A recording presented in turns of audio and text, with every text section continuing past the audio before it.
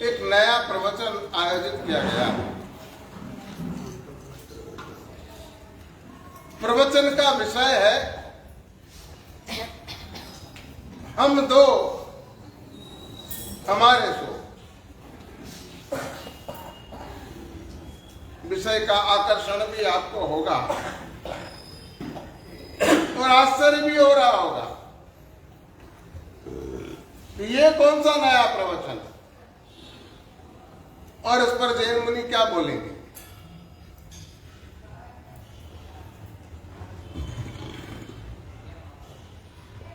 मुनिवंतों, ये आज की मांग है और आज की वास्तविकता भी है। ये कोई काल्पनिक बातें, यथोक्ति बातें नहीं है। इस प्रवचन के माध्यम से आज मैं आपको जो बताने जा रहा हूं वो बातें खूब गहरी, गंभीर और विचारणीय है। समय रहते अगर हमने उन बातों को समझ लिया तो हमारा भविष्य सुरक्षित है। यदि हमने उन बातों को नहीं समझा तो हमारा भविष्य बड़ा अंधकारमय हो जाएगा। प्रवचन का प्रारंभ करते हैं, कुछ प्राथमिक भूमिका समझते हैं। भगवान महावीर ने संयम का स्वीकार किया, 12.5 साल तक घोर साधना की और केवल ज्ञान प्राप्त किया। अपने धर्म शासन की स्थापना की, जो धर्म शासन आज हमारे तक चला है। इस धर्म शासन को यहां तक लाने में कई लोगों का सराहनीय सहयोग रहा। भगवान महावीर के समय सम्राट सैनिक अवंती नरेश, चंड प्रद्योतन, उदयी राजा, उदयन राजा शतानिक और दधिवाहन जैसे राजा महाराजाओं ने इस जैन धर्म को आश्रय दिया। इतना ही नहीं, इस जैन धर्म को आगे बढ़ाकर यहाँ तक पहुंचाने में मदद। भगवान महावीर के पश्चात सम्राट संप्रति ने इस जैन धर्म को चारों तरफ फैलाने का कार्य किया। उसके साथ साथ भिक्खुराय खारवेल,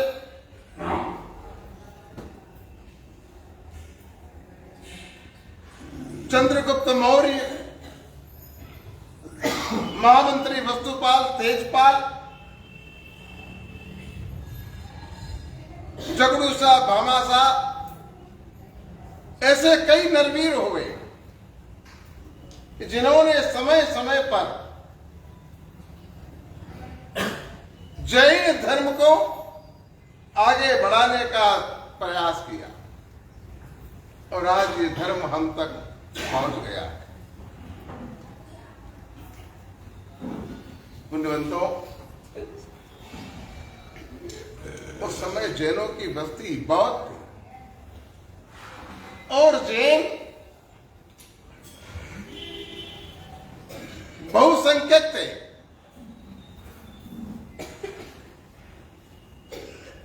आज जैनों की संख्या अल्पसंख्यक हो गई है। इसका कारण कोई दूसरे नहीं है, हम स्वयं जवाबदार।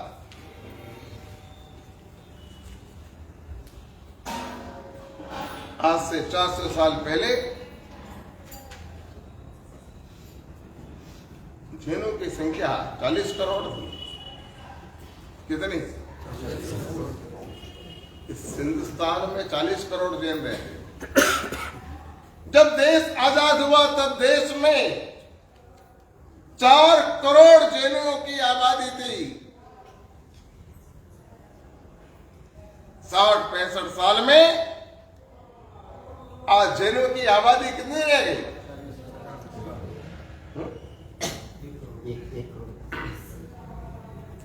कौन सा सर्वे बता रहे हैं आप?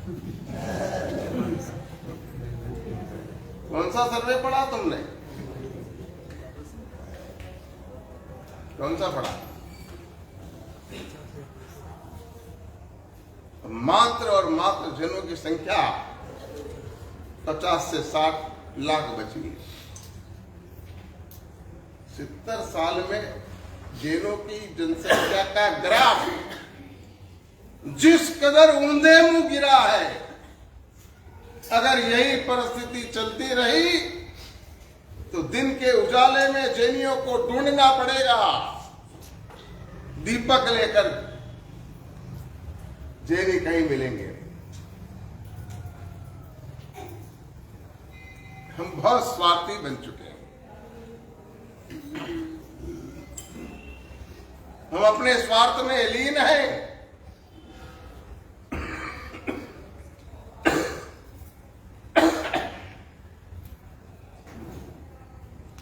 मैं और मेरा परिवार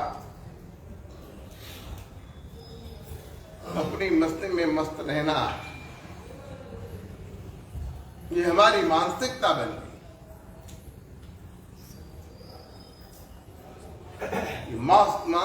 मानसिकता आज नहीं तो कल हम पर भारी पड़ने वाली है।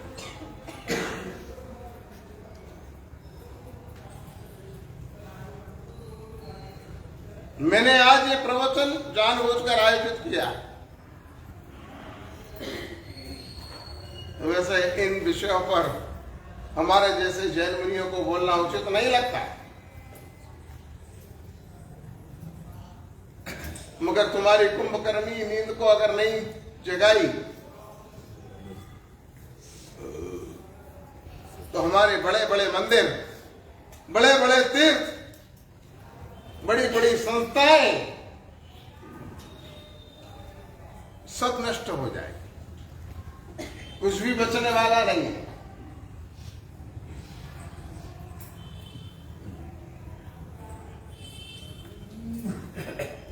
भगवान महावीर ने अपने आगम शास्त्रों में एक बहुत सटीक बात है।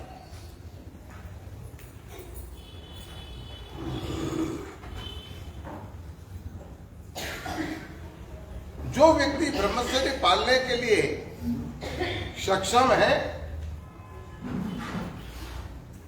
उन लोगों ने संयम का स्वीकार करना चाहिए, मगर जो ब्रह्मचर्य पालने के लिए सक्षम नहीं है, उनको सद्ग्रस्त बनना चाहिए।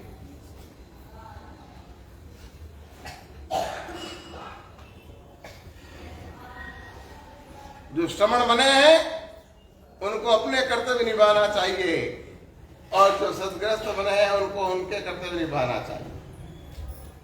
व्यक्ति जिस भूमिका में है, उस भूमिका के कर्तव्यों को अगर वो अदा नहीं करता है, तो वो उसके लिए अच्छी बात नहीं है। हम लोगों ने संयम का स्वीकार किया है। आप लोग सद्ग्रस्त बने हैं, आपने शादी की है। एक प्रश्न पूछना चाहता हूं, आपने शादी क्यों की? शादी करने का आपका उद्देश्य क्या है?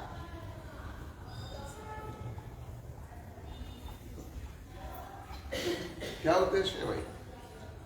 शादी की कि सब कुंवारे हो? हाँ, जो कुंवारे हो तो ये प्रश्न पूछना ही बेकार है।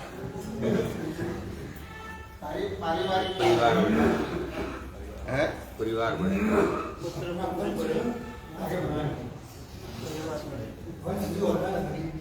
ये आपको याद है क्या? मैं तो समझा कि ये बातें आप कब से सुन चुके हो, और ये बातें आपके मुंह से ही मैं कब बुलाना चाहता था।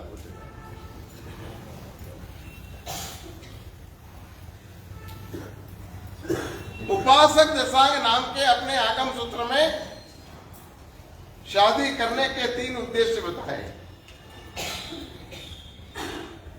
पहला धर्म संतति, पहला धर्म संपत्ति, दूसरा धर्म संतति, और तीसरा रति।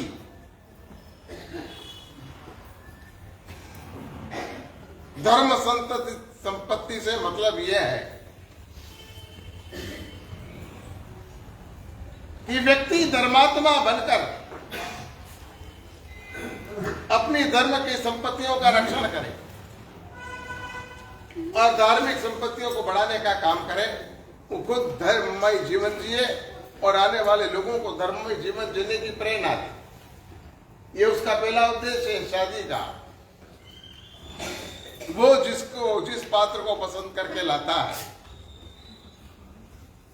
वो पत्नी भी आदर्श गृहिणी होती है।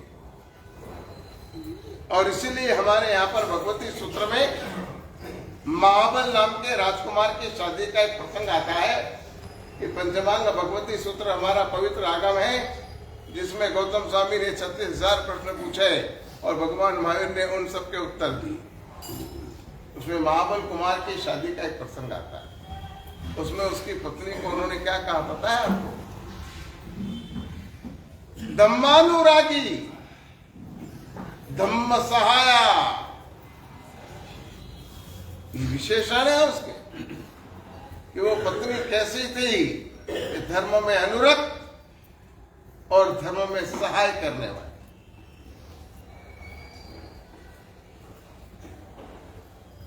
इसी बात को उपासक दशांग में ली है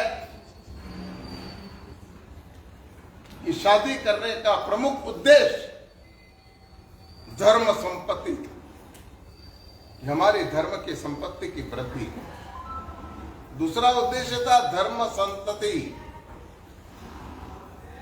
इन्हें कि हमारे यहां पर जो संतान हो वो धार्मिक हो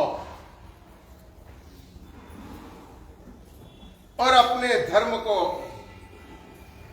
खूब ऊंचाई पर ले जाए। ये 2 उद्देश्य मुख्य थे। और तीसरा उद्देश्य गौणता रति, संसार के और भौतिक सुखों को भोगना, उसका नाम रति। पर यह उद्देश्य गौण था, मुख्य नहीं था। मुख्य उद्देश्य तो धर्म संतति और धन संपत्ति था।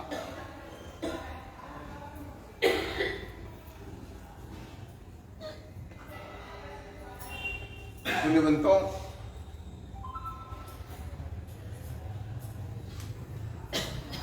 हमारी ये संस्कृति थी, हमारी ये सभ्यता थी, हमारा रहन सहन और हमारा व्यवहारिक जीवन था कि जिसमें फूल की तरह सुवास होती थी।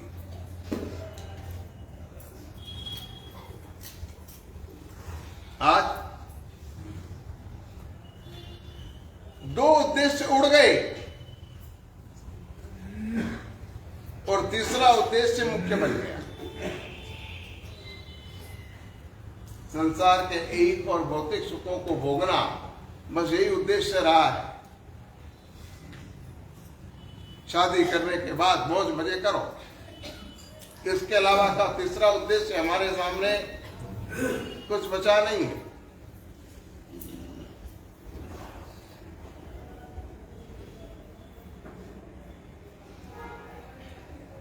ये दो उद्देश्य भी हमारे क्यों उड़ गए पता है आपको? एक जमाने में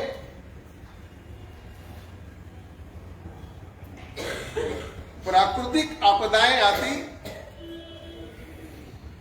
देवीय प्रकोप हो जाते तो लोग मक्खियों की तरह मरते और बस्ती कम हो जाए। और जब जब ऐसी आपत्तियां आई और जब जब ऐसी दैवीय प्रकोप आए तो हमारे पूर्वाचार्यों ने उसका उपाय किया। मरकी के रोग उत्पन्न हुए तो भद्रबाहु स्वामी महाराज ने उसक्रम सोती की रचना करके और मरकी के उस भयंकर प्रकोप से लोगों को बचा लिया। मानदेवश्वरी महाराज ने शांति की रचना करके मृगी के रोग से लोगों की रक्षा की।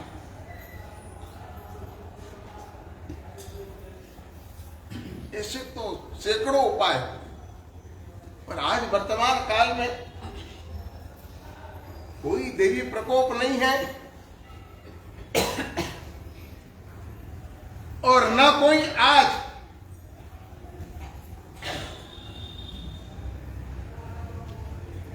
कोई इस प्रकार का प्रकोप है कि जिसके कारण हमारी जनसंख्या वृद्धि घटती जाए और धीरे धीरे हमारा ग्राफ नीचे उतरता जाए। ऐसी कोई अव्यवस्था, देवी प्रकोप या रोगों के रोग चाले आज के संदर्भ में भी हमारे साथ नहीं है। ठीक है, बीच में कोरोना ने झटका दे दिया था और कोरोना के कारण बस्ती थोड़ी कम हुई, मगर उससे कोई नुकसान नहीं हुआ। लोग मरे, इतना ही नुकसान हुआ। हमारी बस्ती को ज्यादा झटका नहीं लगा, पर उन देवीय प्रकोप को और रोग चालों को कहीं तप जाए, ऐसे कुछ शैतानों ने मिलकर हमारे देशवासियों की मेंटालिटी बदल दी, मानसिकता बदल दी और इसके कारण भयंकर नुकसान प्रारंभ हुआ। वो बात आज हमें समझना। तो हमारे यहां पर 4 माताओं की बात आती है।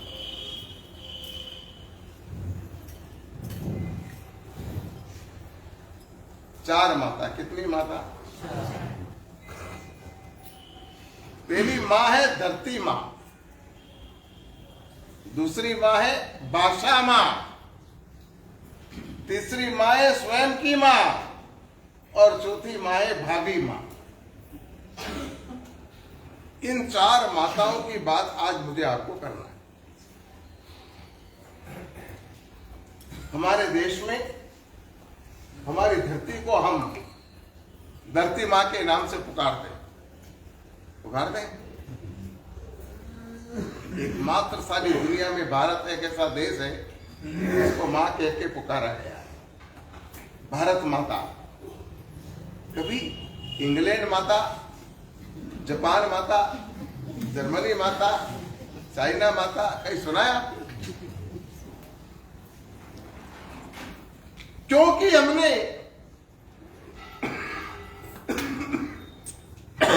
धरती को अपनी मां समझा और धरती को मां समझकर हम हमेशा उसकी पूजा करते रहे। पता है आपको, कोई भी रणबका, कोई भी वीर सैनिक अगर कहीं जाता तो वो धरती की मिट्टी उठाकर अपने सिर पर लगाता। वो ऐसा मानता कि मेरी माँ का आशीर्वाद।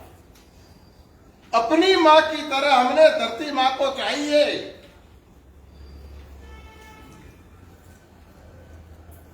और इसलिए हमारे यहां पर मां को बेचना और पूत को बेचना बरोबर माना गया। हमारे यहां पर धरती कभी बेचने की चीज नहीं थी। धरती हमारे यहां पर दान में दी जाती।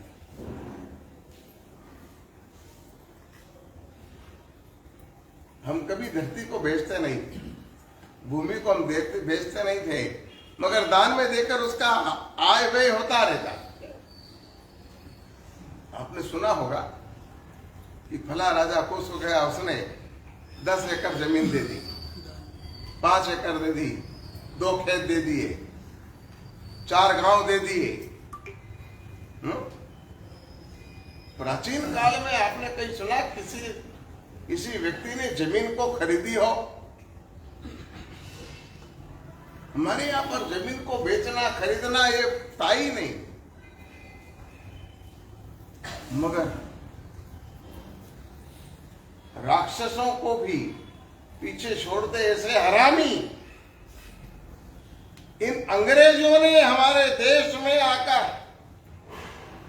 हमारी मेंटालिटी बदल दी और उन्होंने ये कहा कि जमीन भी बेची जा सकती है।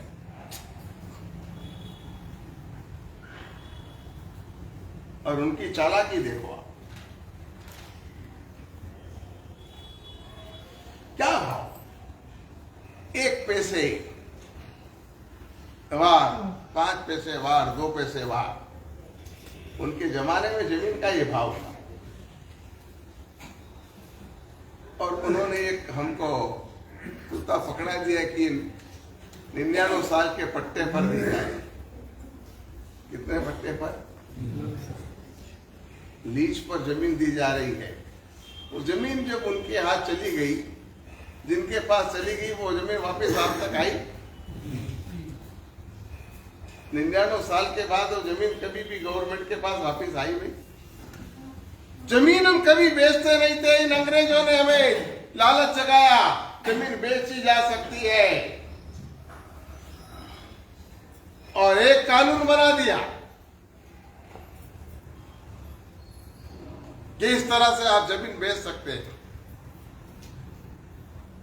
अब वो जमीनें खरीदी किसने, पता है आपको? बहुत बड़ा षड्यंत्र है। वो जमीनें वापिस खरीदी इन विदेशियों ने, क्योंकि हिंदुस्तानी लोगों के पास तो पैसा ही कहा था।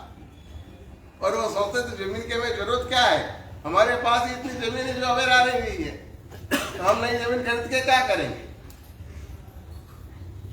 इन्होंने 1 पैसे वार में, 2 पैसे वार में, 3 पैसे वार में हजारों एकड़ जमीनें मांगी।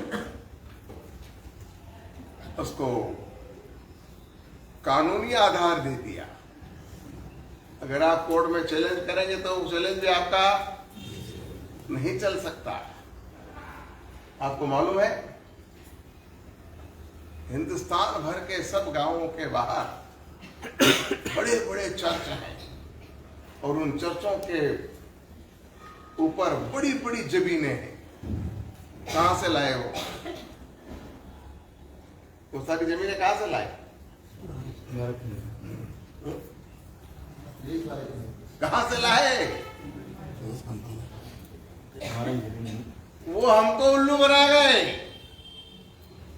वो अच्छी तरह जानते थे कि अगर अभी अपन जमीन ले लेंगे और चर्च बना लेंगे तो ये कभी भी कोर्ट में केस करके चर्च को तोड़वा देंगे। इसलिए उन्होंने इसको कानूनी आधार दिया और लोगों को ये समझाया कि तुम्हारी जमीन तुम बेच सकते हो और इस तरह जमीन बिक सकती है।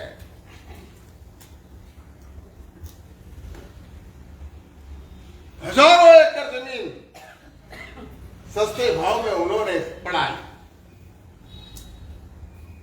जापान टाउनशिप, जर्मनी टाउनशिप, ये सब कहां पर बने हुए हैं भैया? और कौन सी जमीन पे बने? कौन सी जमीन पे? किसके भाग की दिवाली है?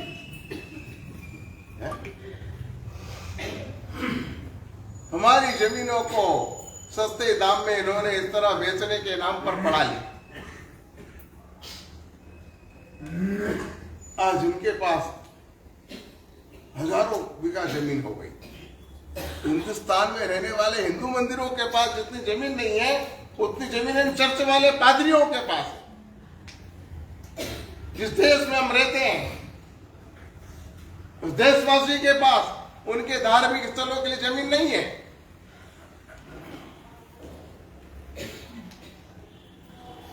और उनके पास जमीन है क्योंकि उनके पास पैसा था, पैसे की कमी उनके पास नहीं थी, तो उन्होंने सस्ते भाव में भी पैसा दे करके सारी जमीनें खरीद ली। पूरी दुनिया को क्रिश्चियन बनाने का एक षड्यंत्र है और तुमको वापिस गुलाम बनाने का भी एक षड्यंत्र है। तुम ये मत भूलना कि तुम स्वतंत्र हो गए हो। वो गुलामी अलग तरह की थी, अब आने वाली गुलामी अलग तरह की होगी। मान लो ये सारी जमीन पैसा दे दे करके और उन अंग्रेजों ने खरीद ली, तो तुम फिर कहां खड़े रहोगे और कहां पे रहोगे? कौन से देश में जाके रहोगे? तुम्हारे रहने की जगह कौन सी होगी? या तो फिर अंग्रेजों की दया पर तुम्हें जीना पड़ेगा या उनके गुलाम बनकर रहना पड़ेगा। आप मेरी बात समझ रहे हो? मैं आपको बहुत बड़ा गणित समझा रहा हूं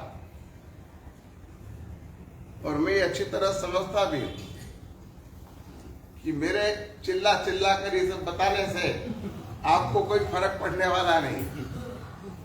आप तो केवल यहाँ पर सुनने आए हो और सुनकर यहाँ से चले जाने वाले हो। मगर फिर भी मैं आपको सुना रहा हूं। जानते हो क्यों? विचार क्रांति। आपके मन में विचार तो आएगा ही आएगा। आप चाहे उसको आचार्य बदले के ना बदले, एक आपके जीवन में विचारों की क्रांति तो जरूर फैलेगी और आपकी मेंटालिटी आदि तो कल बदलेगी।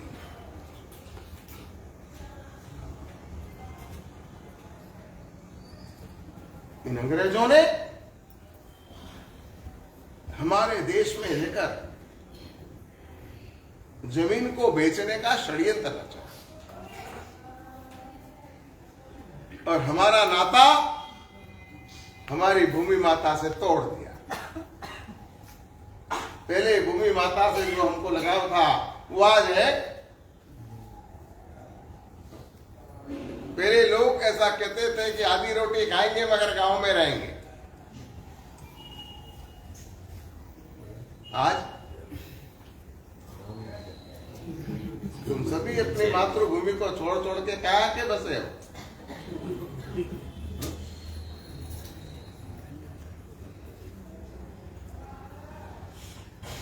मातृभूमि से नाता तोड़ने का ये एक षड्यंत्र है। एक बार व्यक्ति को अपनी मातृभूमि से उसका नाता टूट जाए तो उस पर काला कोचड़ा फिराना बहुत सरल पड़ता है। ये सांस्कृतिक आक्रमण है। एक देश ने दूसरे देश पर आक्रमण किया, ये तो आपने सुना होगा। मगर एक संस्कृति ने दूसरी संस्कृति पर आक्रमण किया, ये आपने नहीं सुना। ये सांस्कृतिक आक्रमण है और हम समझ नहीं पाए। आज देश को आजाद हुए 70 साल हो गए। कितने साल? 77 साल। कितने साल हो गए?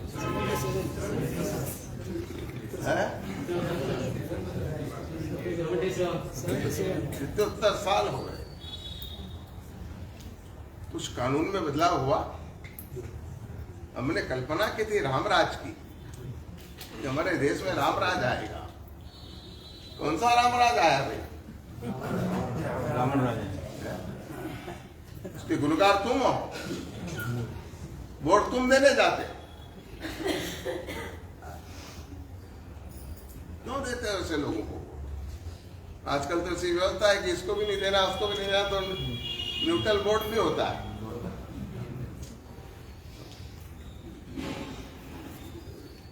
उसकी भी काउंटिंग होती है। हाँ, समझ रहा कि उसकी काउंटिंग नहीं होती है। हाँ, मैं साधु हूं मगर सारी बातों पर निगाह रखकर बैठा हूं। तो ये मत पूछना कि बात जी आपको ये सब कहां से मालूम। मैंने शादी नहीं की है मगर बारात में गया हूं।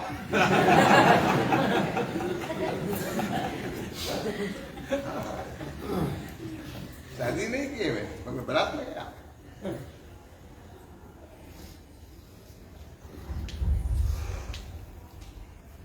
तो इन अंग्रेजों ने हमारे देश से हमारा नाता तोड़ दिया। महाराणा प्रताप की भूमि को देखो, मातृभूमि के लिए वो मर मिटे, और जब वो देश छोड़कर जा रहे थे तो घमासान ने उनके सामने अपना धन भंडार खोल दिया। आप मातृभूमि छोड़कर मत जाओ।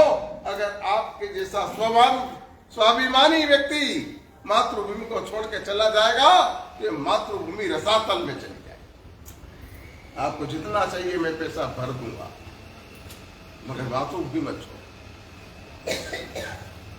हमारी मातृभूमि का ये हमारे साथ प्रभाव था, मगर इन अंग्रेजों ने हमें ऐसा मूर्ख बनाया और हम मूर्ख बनते रहे। और कहने को क्या कहते हैं मालूम? भोली प्रजा। क्या कहते हैं कि भाई भोले में और मूर्ख में क्या फर्क है? बोलो यार, बोलो, नाश्ता तुमको करवाएंगे यार, भरपेट भोजन तुमको करवाएंगे, टेंशन मत लो। भोले में और मूर्ख में क्या फर्क? बोलो ना, कोई तो समझदार होगा इस सभा में। एक ही है, एक ही है। जरा जोर से बोलो, सब सुन ले। अच्छी भाषा में व्यक्ति को भोला कहा जाता है और खराब भाषा में व्यक्ति को मूर्ख कहा जाता है। हमारी प्रजा भोली नहीं, मूर्ख थी, जो आज तक इस बात को समझ नहीं पाई। और आज भी हम वही आरोग्यते आए हैं जो अंग्रेजों ने हमें पिरसा। बहुत कहना है, वक्त हो रहा है। 4 माँ की बात करना है मुझे। दूसरी माँ है भाषा माँ, मातृभाषा। अंग्रेज अच्छी तरह से समझते थे हम भारत पर अणुबम नहीं डाल सकते, क्योंकि भारत की जनसंख्या बहुत जबरदस्त है और इतनी बड़ी जनसंख्या वाले देश पर अगर एटम डालेंगे, करोड़ों लोग मारे जाएंगे और हाहाकार मच जाएगा। तो क्या किया जाए? तो उन्होंने एटम बम न डालते हुए हमारी संस्कृति को नष्ट करने के लिए भाषा पर आक्रमण किया। हमारी भाषा मातृभाषा थी, उन्होंने मातृभाषा पर अब ला करके कौन सी भाषा थोप दी? इंग्लिश थोप।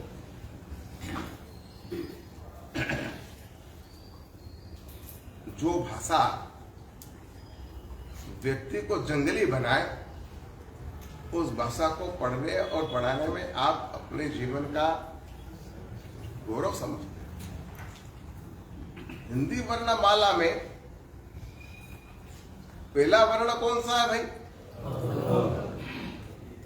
अनार का। क्या पढ़ाते थे? और इंग्लिश भाषा में एप्पल। दोनों भाषा का प्रारंभ खाने से हुआ है। कहां से हुआ है? अनार और एप्पल दोनों खाने की चीज है। मगर जब ये भाषाएं सर्वोच्च शिखर पर पहुंचती है और वर्णमाला जब पूरी होती है,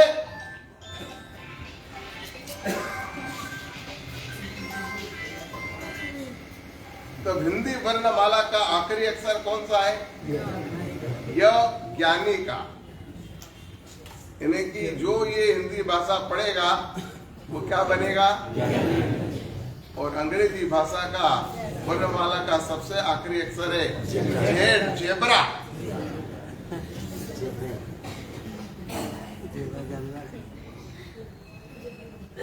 जंगली घोड़ा। और हम देख रहे हैं आज आपके बच्चे जंगली घोड़े से ज्यादा कोई अच्छे नहीं है। उनमें कोई संस्कार नहीं है इस आर्यावर्त के, कि हमारे देश के कोई संस्कार लेकर बड़े हो रहे हैं, ऐसा कुछ नहीं है। उनकी सारी मेंटालिटी बदल चुकी है। हमने पश्चिम की तरफ मुंह किया है। किधर मुंह किया हमने? हमने पश्चिम की तरफ मुंह किया। जो सूरज पश्चिम की तरफ ढलने लगता है तब अस्त हो जाता है। हमने भी पश्चिम की तरफ देखना चालू किया है। समझ लेना आपका क्या असर होने वाला है। भाषा की बात कर रहे थे। भाषा के द्वारा हमारी संस्कृति का नाश। अंग्रेज ने सोचा कि इनकी भाषा सिस्टम को बदल दी जाए। एक बात बता दूं आपको, हमें अंग्रेजी भाषा से कोई एलर्जी नहीं है, मगर उसके माध्यमों से हमें तकलीफ है।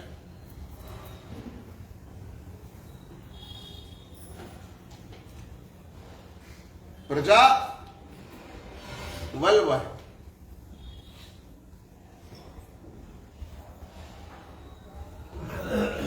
विद्युत वो संस्कृति है। और विद्युत पहुंचाने वाली जो सिस्टम है वो भाषा है और वो वायर सिस्टम है। क्या है? मेरी बात समझ में आई? वायर जो है वो भाषा सिस्टम है, विद्युत जो है वो संस्कृति है, और बल्ब वो प्रजा है। बल्ब कब तक जलेगा? जब तक वायर सिस्टम से विद्युत का प्रवाह चालू रहेगा तब तक बल्ब चालू रहेगा। मगर वायर को काट दिया तो क्या होगा? इन अंग्रेजों ने यही किया हमारे साथ, वायर सिस्टम काट दिया।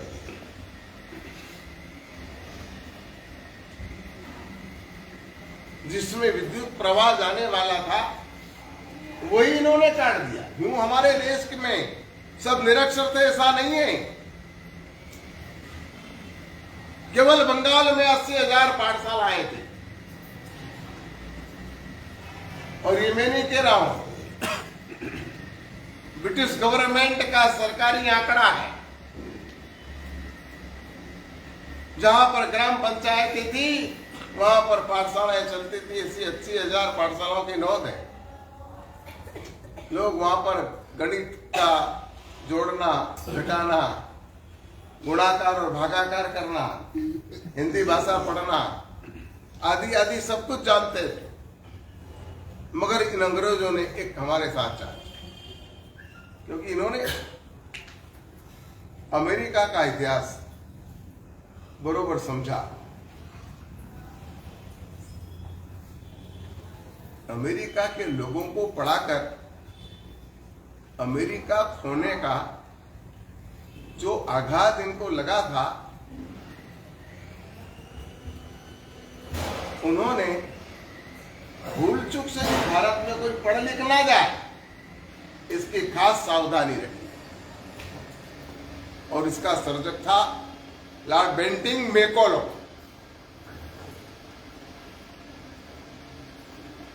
उसने अपने पुस्तक में लिखा है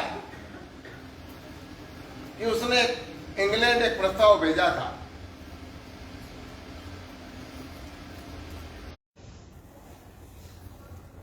विलियम बेंटिक मैकॉलो का खास मित्र था। उसने जमकर इस प्रस्ताव का शिक्षण के पीछे खर्च किया जाए, वो सारा पैसा अंग्रेजी शिक्षण के पीछे लगाया गया और इस तरह हमारी भाषा का नाश करने का प्रयास। इन अंग्रेजों की चाल तो देखो आप, इन्होंने कैसे इफेक्ट दे दी, कैसे इफेक्ट दी।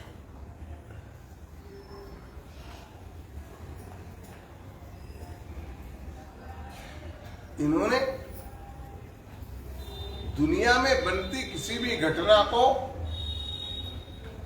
बताने का माध्यम यीशु का जन्म नक्की कर दिया। किसका जन्म नक्की कर दिया? सम्राट विक्रमादित्य कब हुए? इस प्रश्न का उत्तर क्या दिया जाता है?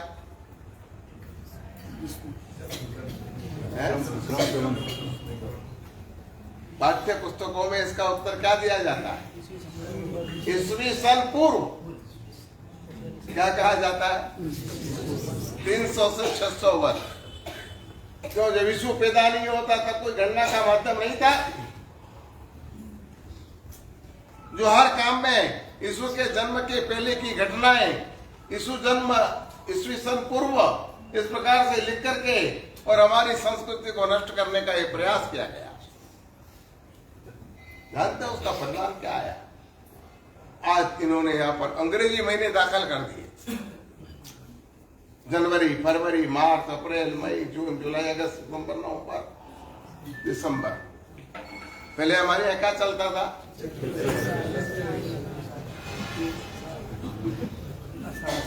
आपके मन तो कोई फर्क वाली बात है ही नहीं।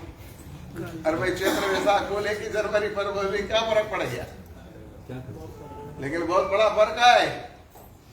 इन अंग्रेजों ने हमारी पौरवात्य संस्कृति को नष्ट करने के बहुत प्रयास किए हैं। उसके प्रयास के रूप में एक ये प्रयास है,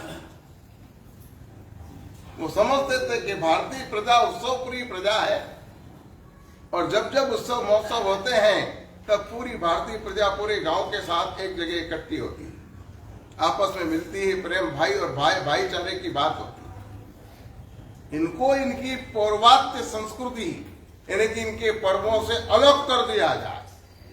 अगर वो सीधे डायरेक्ट तुमसे कहते कि होली मत मनाओ, दिवाली मत मनाओ, राखी मत मनाओ, तो तुम मानने वाले थे।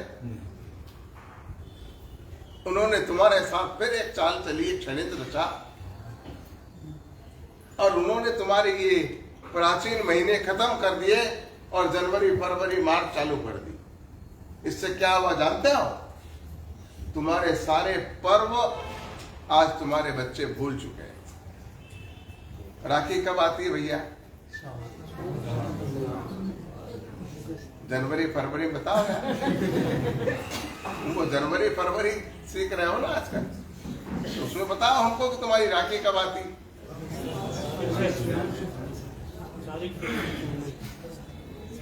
दिवाली कब आती? होली कब आती है?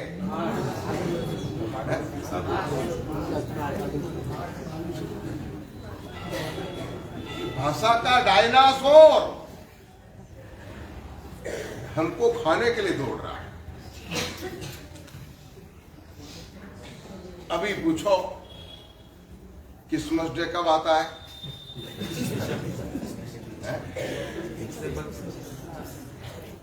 तुरंत बताएंगे। इधर से नाता तोड़ दिया है, उधर नाता जोड़ दिया है। और ये इतनी चालाकी से किया है कि तुम भोले लोगों को समझ ही नहीं कि तीर कहां जाके लग रहा है, और इस तीर को लगने के बाद इसकी क्या इफेक्ट होगी उसका तुम्हें कोई अंदाजा।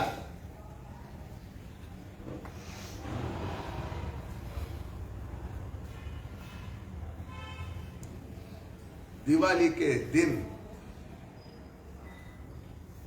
टिमटिमाते दीपक की रोशनी 31 की नशीली नाइट में, डिस्को लाइट में कहां गुम हो गई पता नहीं। दिवाली पर पहले क्या धूम मस्ती थी, कैसे बाजार सस्ते थे, कैसे दीपक लगते थे, कैसे दीपक जगमगाते थे। आजकल कोई दीपक लगाता है?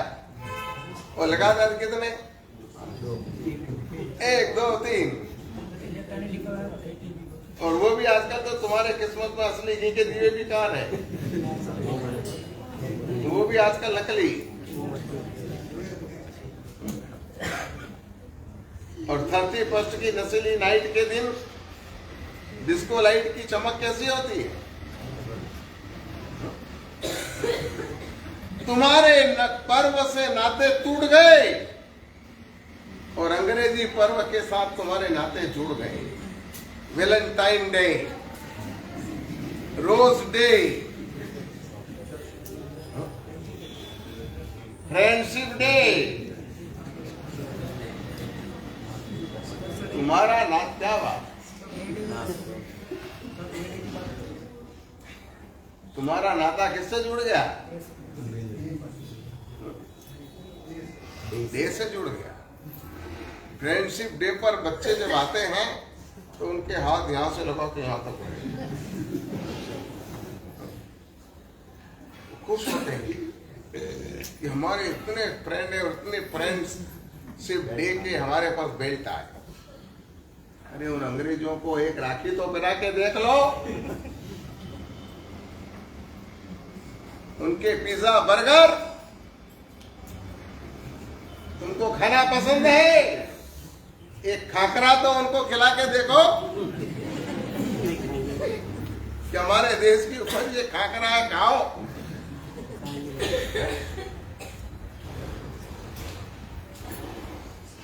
इस्कॉन मंदिर के नाम से इस देश को अभी अभी नहीं लूटने की व्यवस्था चालू हुई। क्या चालू हुआ? तुम बड़े खुश हो गए हो। गया था वृंदावन में मैं इस्कॉन मंदिर स्पेशल देखने, स्पेशल इंग्लैंड से गोरी गोरी लड़कियां वहां पर नाचने के लिए बुलाई है, हरे कृष्ण हरे राम हरे कृष्ण। और हमारे यहाँ के मूर्ख उन लड़कियों को देखने वहां जाते हैं, और जाते हैं तो भंडारे में कुछ न कुछ तो वो हमारा सारा पैसा कहाँ जा रहा है? उस पर कोई टैक्स नहीं है, भंडार पर कोई टैक्स नहीं है, वो सारा पैसा विदेश में जा रहा है। हम संस्कृति भाषा माता की बात कर रहे हैं। मातृभाषा में जब बच्चा पढ़ता है तो बड़ा मेधावी बन जाता है। इंग्लिश भाषा की कई चीजें उसे समझ में ही नहीं आती, वो समझ ही नहीं पाता। आप देखना, मातृभाषा में पढ़ने वाले बच्चे फर्स्ट क्लास फर्स्ट पास होते हैं। इंग्लिश मीडियम में पढ़ने वाले बच्चे इतने आगे नहीं बढ़ पाते।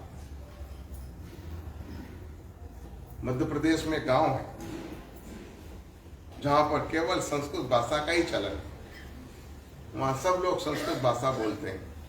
संस्कृत भाषा के अलावा वहां पर कोई दूसरी भाषा नहीं चलती है। वहां पर जाकर के देखो, अपराध की मात्रा बहुत कम है, व्यसन नहीं बत है, फैशन का नाम निशान नहीं है, और लोग शांति से अपना जीवन यापन करें।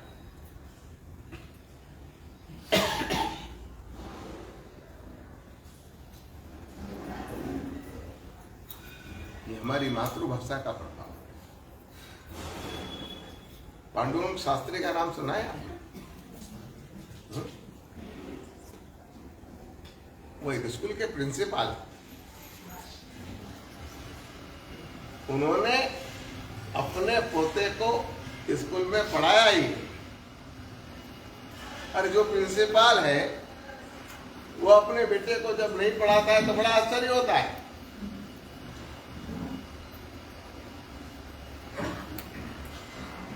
मगर आगे चल करके जो बालक कभी स्कूल नहीं गया वो पांडुरंग शास्त्री के नाम से जब प्रसिद्ध होता है और लाखों लोगों के बीच भाषण देता है, तब लोगों को लगता है कि आज के अंग्रेजी माध्यम के शिक्षण ने हमारी प्रजा को बिल्कुल मूर्ख बना के रख दिया। उनके पिता ने उनको इंग्लिश नाम की कोई चीज पढ़ाई नहीं, उनको सारी भाषा अपनी मातृभाषा में ही पढ़ाई।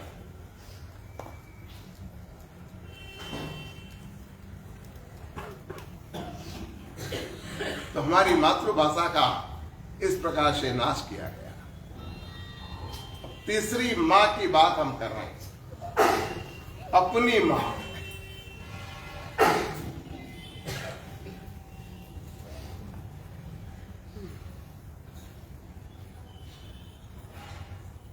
मां यानी ममता की मूरत। खुद गीले में सोएगी, अपने को सूखे में सुलाएगी।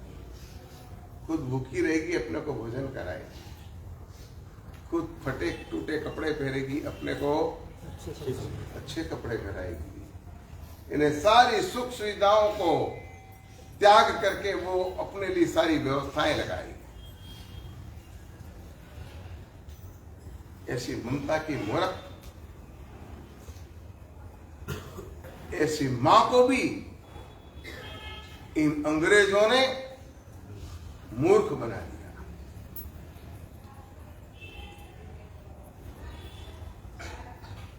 इनका मूर्ख बनाने का तरीका कौन सा है मालूम आपको? एजुकेशन।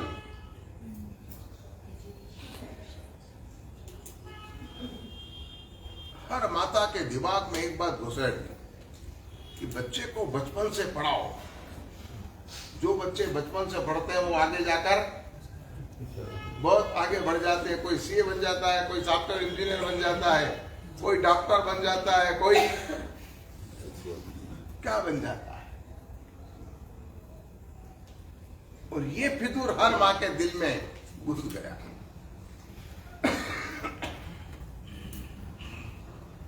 अंग्रेजों ने तो बड़ी चालाकी पूर्वक ये बात भेजती रख दी। पहले हमारे यहाँ पर बच्चों को हम पढ़ाने भेजते तो कितने साल की उम्र पढ़ाने भेजते? 6-7 साल बाद बच्चों को पढ़ाने भेजते। और वो बचपन माँ की गोद में बीतता था। आज बच्चों को कितनी उम्र में स्कूल भेजा जाता है? Play group.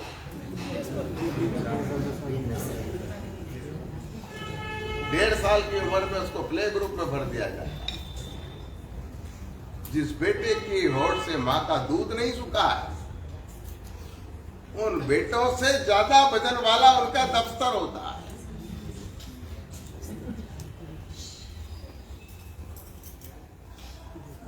उनको स्कूल में भर्ती कर दिया। बच्चे बड़े होकर के ही, और जब कोई माता पिता के एहसान की बात करता है तो वो पूछता है कि हमारे माँ बाप ने हम पर एहसान क्या किया, क्या किया उन्होंने हमारे लिए। इसका जवाब फिर तुम्हारे पास नहीं होगा। बहुत बड़ा षड्यंत्र चल रहा है। मां से बच्चे कैसे मुंह मोड़ लें, क्योंकि मां परिवार के केंद्र बिंदु में है। कहां पे? केंद्र बिंदु में। वो संतान का भी उद्धार करती, परिवार का भी पालन पोषण करती। उस मां को कैसे हटाना, परिवार के केंद्र बिंदु से उन्होंने एजुकेशन का तूत घुसड़ दिया और हर मां के दिमाग में एक बात भर दी, स्पर्धात्मक जीवन प्रारंभ हुआ। इनका बच्चा इतनी उम्र में स्कूल जा रहा है तो मैं भी अपने बच्चे को अब सोचना एक बात, जो बच्चे सारे दिन अपनी मां की गोद चाहते हो, सारे दिन जो बच्चे अपनी मां का वात्सल्य और प्रेम चाहते हो, सारे बच्चे मां की छाती से लगकर रहना चाहते हैं, वो बच्चे 8-8 घंटे तक प्ले ग्रुप में रहते हैं।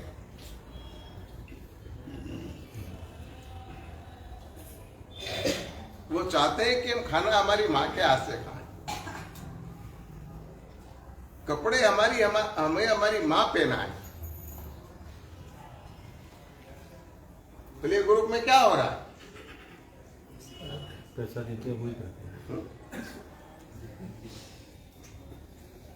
प्ले ग्रुप में बच्चों को खाना भी मां नौकर चाकर खिलाते हैं, कपड़े भी नौकर चाकर बदलाते हैं, लेकिन बाथरूम भी वही करवाते हैं, सारा काम वहां हो जाता है।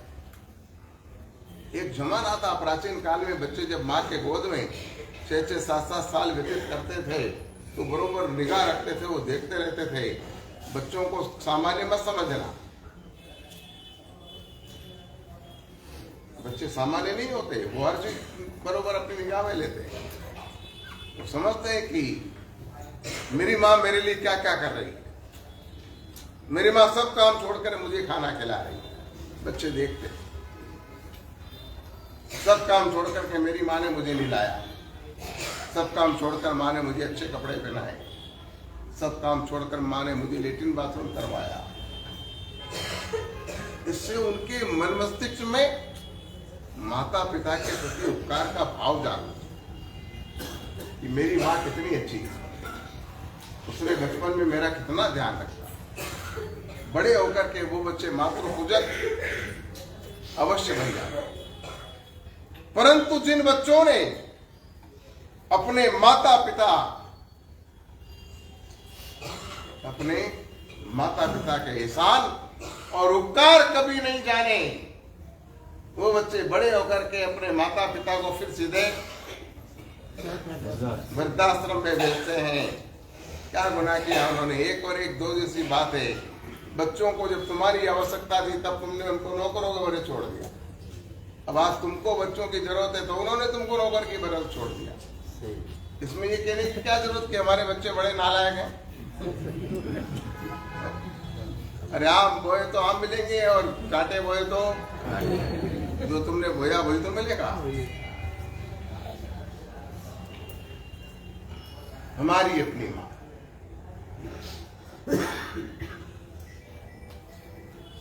और फिर उस माँ की मेंटालिटी भी ये अंग्रेजों ने बदल दी। उन्होंने हर माता को, हर कन्या को, हर व्यक्ति को एक ही बात सिखाई कि बच्चों को अधिक से अधिक पढ़ाओ, अधिक से अधिक उनको बाहर भेजो, अधिक से अधिक हॉस्टलों में भेजो और अधिक से अधिक पढ़ाई कराओ। जो बच्चे हॉस्टल में पढ़ करके बड़े होते हैं उन्होंने कभी घर का वातावरण देखा ही नहीं, घर में प्रेम क्या होता है, वात्सल्य क्या होता है समझा ही नहीं, एक दूसरे के काम करने की बात उन्होंने कभी जानी नहीं, एक दूसरे के लिए काम में आने वाली बात वो समझते नहीं। तो इन सब बातों का उनको कभी ख्याल ही नहीं आता। बड़े होकर के वो स्वार्थी बन जाते हैं, फिर उनको संयुक्त परिवार में अच्छा नहीं लगता, फिर वो विभक्त परिवार में रहने की बात करते हैं, वो फिर माता पिता से अलग रहने की बात करते हैं, क्योंकि फिर उनको सब परिवार के बीच बिल्कुल भी अच्छा नहीं लगता। और इसमें गलती किसकी है? अभी रविवार को एक प्रवचन करने वाला हूं, आदर्श माता पिता। तो उसमें इन बातों का थोड़ा विस्तार करूंगा, अभी केवल इतना ही समझ। चौथी हमारी माँ जो है,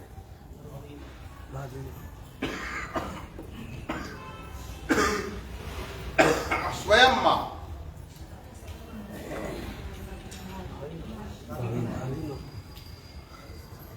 पांचवी है।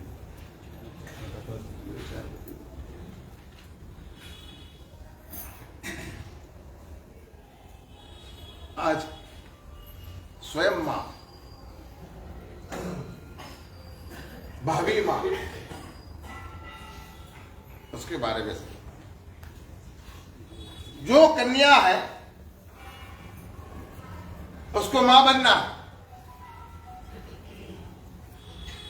पर इन हरामजादे अंग्रेजों ने हमारी भाभी मां को भी नहीं छोड़ा, उनकी मेंटालिटी इन्होंने बदल दी। तुम मां बनोगे तो तुम्हारे सौंदर्य में खराबी आ जाएगी, तुम मां बनोगे तुम्हारी स्वतंत्रता पर अंकुश लग जाएगा, तुम मां बनोगे तो तुम यत्र तत्र सर्वत्र घूम नहीं सकोगे। इसलिए अच्छा यही है कि मां बनना ही नहीं।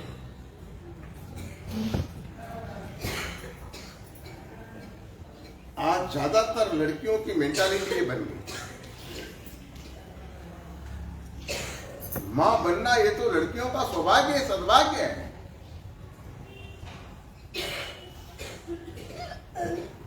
लेकिन सद्भाग्य को आज हमने दुर्भाग्य में बदल दिया।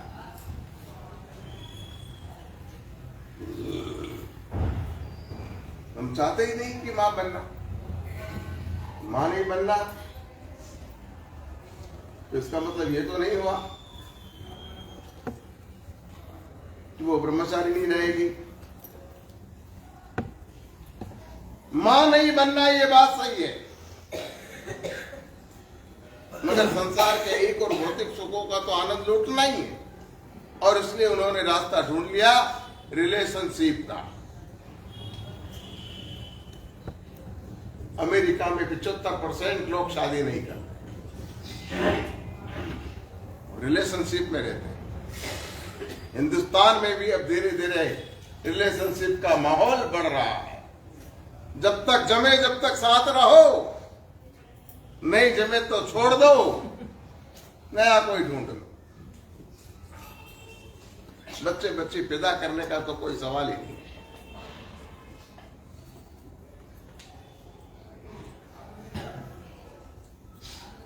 अभी एक लड़कियों का मैंने शिविर लिया था, तो शिविर में करीब 150 लड़कियां थी।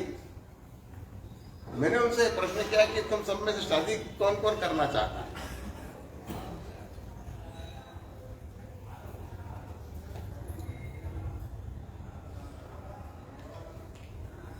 केवल 7 लड़कियों ने हाथ ऊंचे करे। कितनी लड़कियों ने? क्या हमको शादी करना है।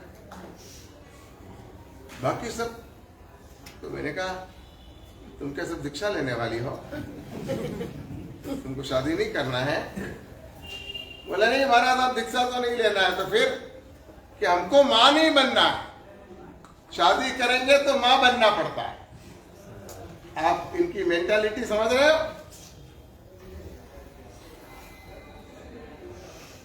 अरे शादी करें ना मां ना बने, ये मुमकिन है क्या?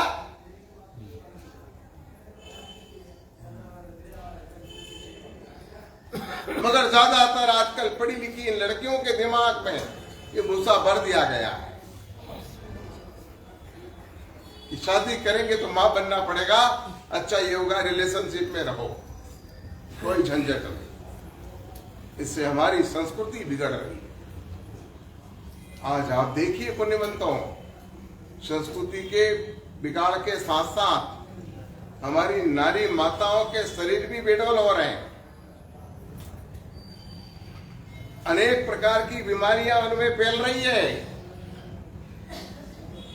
क्या कारण है? एक वैज्ञानिक तथ्य बताता हूं आपको।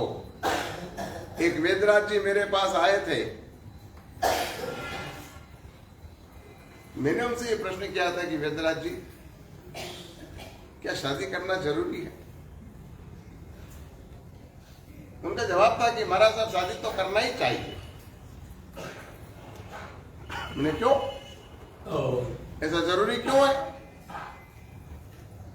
बोले, स्त्रियों के शरीर में 2 तत्व होते हैं, एक वासना तत्व और दूसरा वात्सल्य तत्व।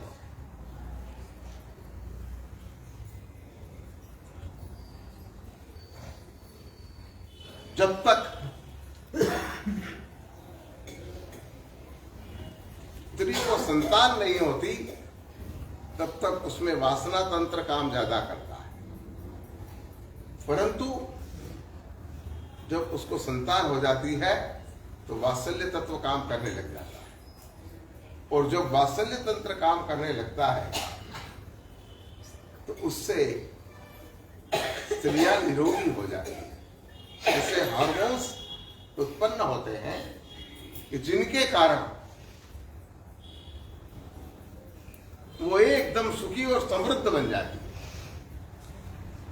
आज हम देख रहे हैं, बात बिल्कुल बैठने के बाद, कौन बीमार नहीं है घर में, पूछो इनसे। अभी 30 साल 40 साल की उम्र हुई नहीं है, कमर दुख रही है, घुटने दुख रहे हैं, पेट दुख रहा है, सर दुख रहा है, क्या है? इसके सामने देखो, पहले लोग एक एक व्यक्ति को कितनी कितनी संतानें थी।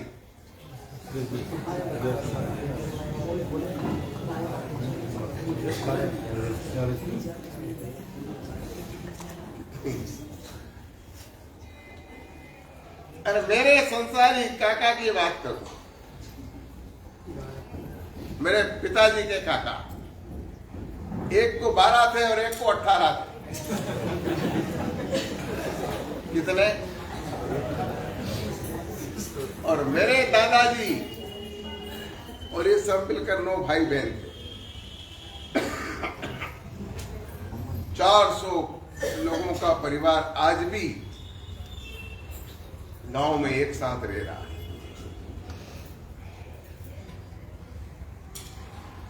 हमने कभी हमारी काकी को बीमार नहीं देखा। हमने कभी शिकायत नहीं सुनी कि मेरा सर दुख रहा है, मेरे घुटने दुख रहे हैं, मेरी कमर दुख रही है। क्योंकि उनके संतान बहुत होती थी तो उनका वात्सल्य उन संतानों पर छलकता था और ज्यादा वात्सल्य तत्व पैदा होता था। इसके कारण शरीर निरोगी होता।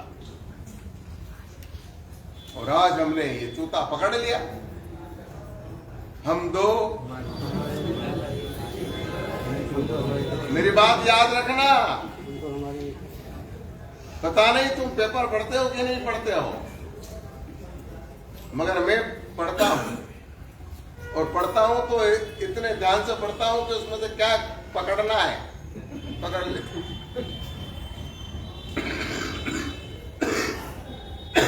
अब 2 साल पहले गुजरात समाचार में चाइना का एक समाचार छपा। उन्होंने हम दो हमारा एक का नारा दिया था, चाइना के लोग। मगर उस दिन उन्होंने छापा कि हमारी बहुत बड़ी गलती है, आज से हम दो हमारे दो वाली बात पर आ रहे हैं। क्योंकि हमारे यहां पर अब जितने भी लोग बचे हैं सब 60-70 साल के ही बचे हैं। ये नई जनरेशन में एक आता है, बुड्ढे बुड्ढी घर में 2 हैं। और आते कितने हैं?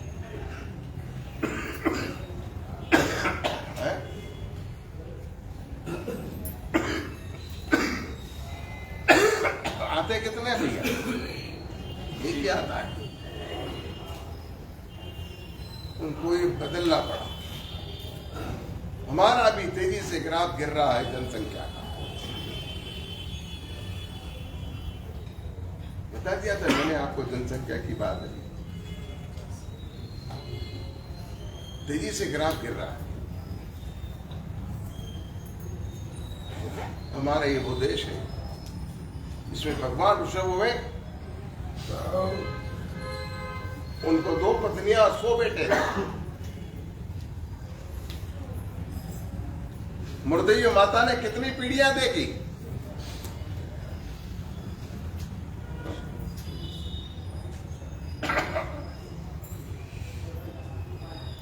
और शास्त्रों में लिखा है कि कुलमाहे जम ऋषभ वंश नाभि तणोय अंश। टीका टिप्पणी नहीं की वहां पर, तो सौभाग्यशाली बताया कि उनका वंश इतना बड़ा था। भरत राजा को 1.25 करोड़ पुत्रों का परिवार था।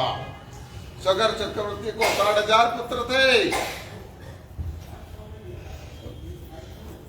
सगर को 60,000 पुत्र थे। रावण को सैकड़ों पुत्र थे। धृतराष्ट्र और गांधारी को 100 पुत्र थे। सत्पुत्रवान भवों का आशीर्वाद उस जमाने में दिया जाता।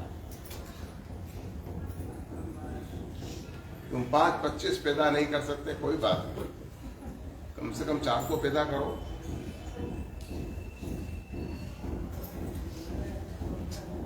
जब तुम गृहस्थाश्रम में आए हो तो तुम्हारी फर्ज हो जाती है कि समाज को 4 बेटे बेटी तुमको देना चाहिए।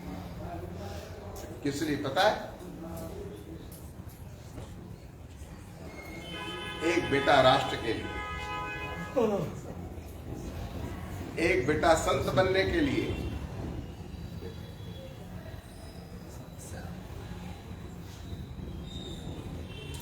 तीसरा एक बेटा समाज के लिए, और चौथा एक बेटा तुम्हारा अपने लिए।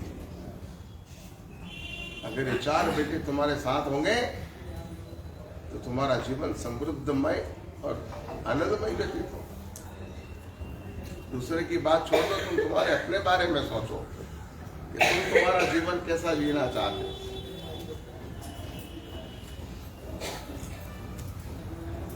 अब तुम्हारा एक ही बेटा होगा तो क्या होगा? अभी एक सर्वे किया था शिविर में मैंने बच्चों का। मेरे बच्चों से कहा हाथ ऊंचे करो, दीक्षा कौन कौन लेने वाला है? कोई हाथ ऊंचा नहीं हुआ। मैंने क्यों? दीक्षा लेना खराब है क्या? बोला नहीं, हमारा दीक्षा लेना तो अच्छी बात है, मगर हम हमारे पप्पा के एक इकलौते ही बेटे, हमारे पप्पा हमको दीक्षा नहीं देंगे।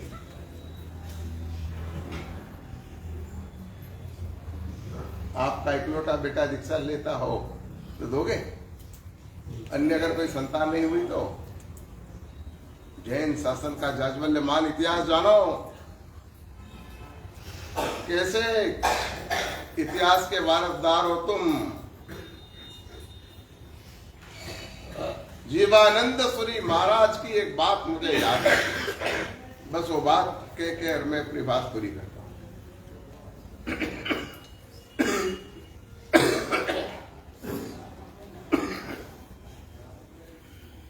सौराष्ट्र की राजधानी बल्बीपुर पहुंचे।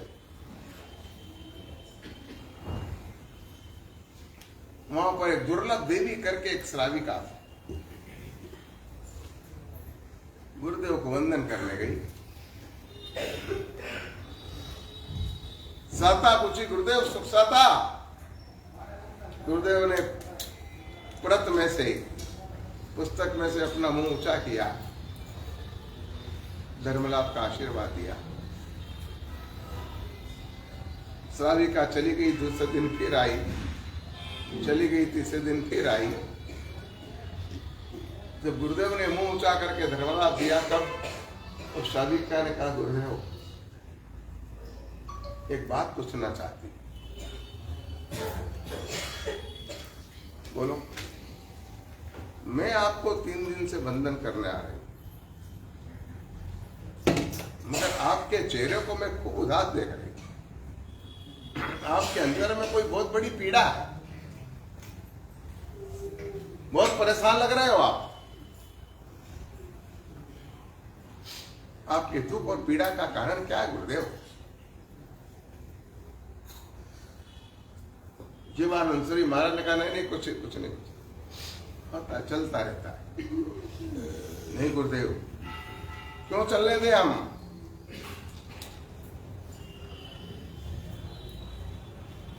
बताना पड़ेगा आपको क्या हुआ है। आखिर तो हम आपके माता पिता हैं, आप बताओगे तो हमें पता चलेगा और तभी हम आपकी समस्या का समाधान कर पाएंगे। जीवानंद श्री महाराज बोले, ये श्राविका श्रेष्ठ, जैन शासन के प्रति तुझे श्रद्धा रही हुई है और इसलिए तू मुझसे ये पूछ रही है कि मुझे क्या हुआ। योग्य पात्र होने से मैं तुझे बता, बाकी सब जगह दुखड़े रोने से कुछ नहीं होता। एक बात यहां पर समझ लेना, आपने दुखड़े किसी को मत सुनाना हो, ये तो लोग और तुम्हें दुखी कर देंगे। अगर तुम हर आदमी के सामने अपने दुखड़े रहोगे तो एक दिन ऐसा आ जाएगा कि तुम सामने से आते नजर आओगे और सामने वाले कहेंगे कि यार फिर आ गया ये, इसकी पुरानी काट चलाएगा, और वो रास्ता काट के उधर उधर निकल जाएगा। उस दिन तुम्हारे दुख में वृद्धि हो जाएगी। देखो यार, ये मेरा परिचित, मेरा मित्र, मेरा दोस्त अल्लाह मुझसे ही मुंह चुरा कर चला गया। इसलिए अपने दुखड़े किसी को मत बताओ। जीवानंद सूरी महाराज कहते हैं कि तू योग्य पात्र है, इसलिए बताओ गुरुदेव क्या हुआ। मुझसे जो हो सकेगा जरूर आपके दुखों का अंत करने की कोशिश करूंगी। राधिका, मैं भरूच में था और भरूच में एक बौद्ध भिक्षुक ने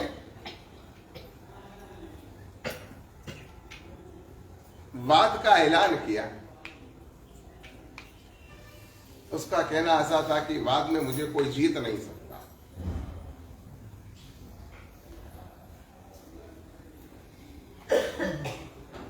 मैंने सोचा कि मैं जैन शासन का विद्वान हूं, बहुत पढ़ा लिखा हूं और वो बौद्ध साधु मुझे पराजित नहीं कर सकता। तो ऐसे समय में क्यों न मैं इस बात का स्वीकार कर लूं और उसको पराजित करके और जैन शासन का डंका बजा दूं।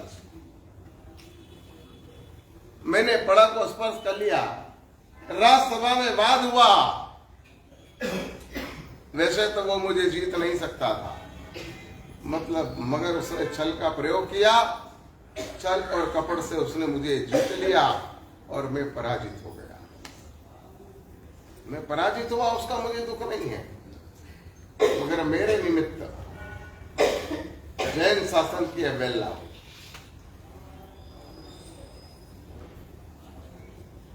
मैं स्वयं नहीं हारा था, जैन धर्म हारा था। इस बात का इतना ज्यादा दुख और मुझे आघात लगा कि जिसको मैं सहन नहीं कर पाया। मैंने सोचा कि इस जैन शासन की अवहेलना करने में निमित्त मैं बना हूं, तो मुझे इस बात का प्रायश्चित करना चाहिए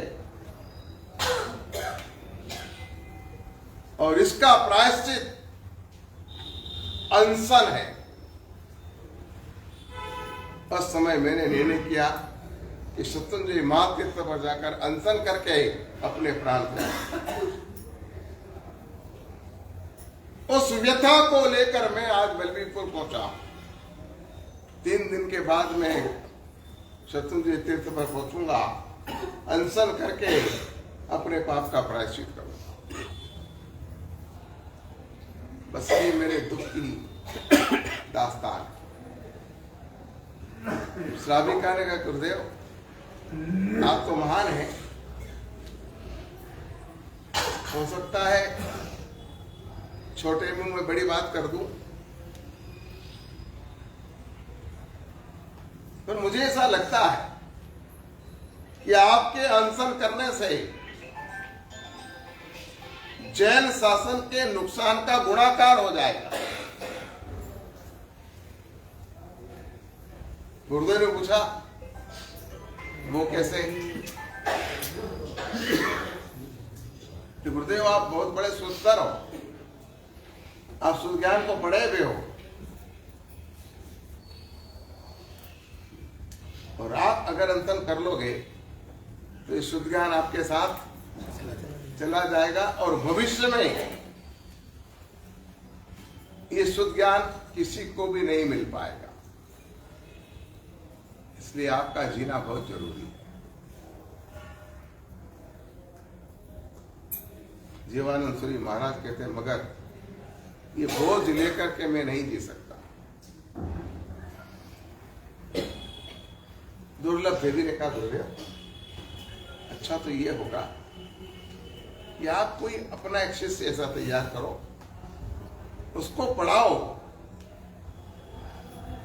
और उसको बौद्ध साधुओं से विवाद करवाओ, और वो जैन शासन की हार का बदला ले और जैन शासन की कीर्ति पताका दिग्दिगान में फैलाए, तो कुछ बात अच्छी हो सकती। इतना उसने कहा, वो उठ खड़ी हो गई। गुरुदेव मैं अभी आती हूं। वो अपने घर चली गई। उस समय जीवानंद सूरी महाराज ने सोचा कि मैं जैन शासन का सम्राट, इतना पढ़ा लिखा और बुद्धिमान, जो बात नहीं समझ पाया, वो एक बात मुझे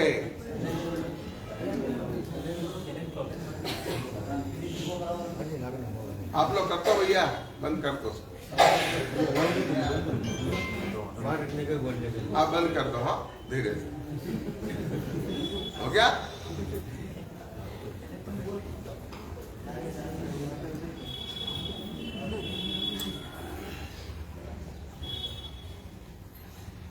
जो बात मैं आज तक नहीं समझ पाया, वो बात आज श्राविका ने मुझे समझा। जीवानंद श्री महाराज कुछ आगे समझे, उससे पहले वो श्राविका घर जाकर के अपने 3 बेटों को लेकर आई। गुरुदेव ये मेरे 3 बेटे हैं, इसमें से जो पसंद हो आप ले लो, उसको पढ़ाओ और बुद्धों के साथ वाद विवाद में इनको उनके सामने दीवार बना के खड़े कर दो। गुरुदेव मुझे अपने दूत पर विश्वास,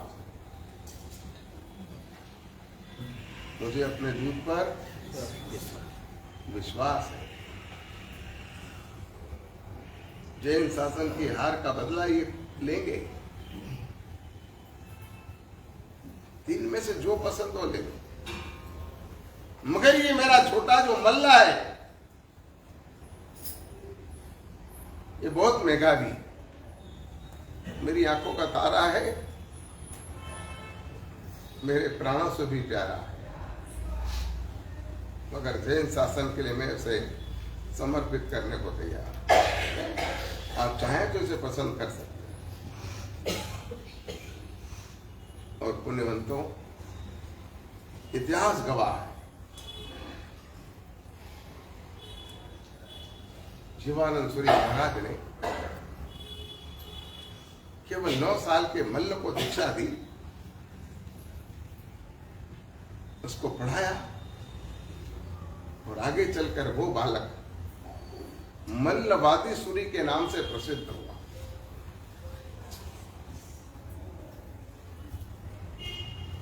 वो भरूच की राजसभा में पहुंचा, बुद्धों का आह्वान किया और बुद्धों को चारों कोने चित कर दिए, और जैन शासन की गई हुई गरिमा उसने वापस लाई।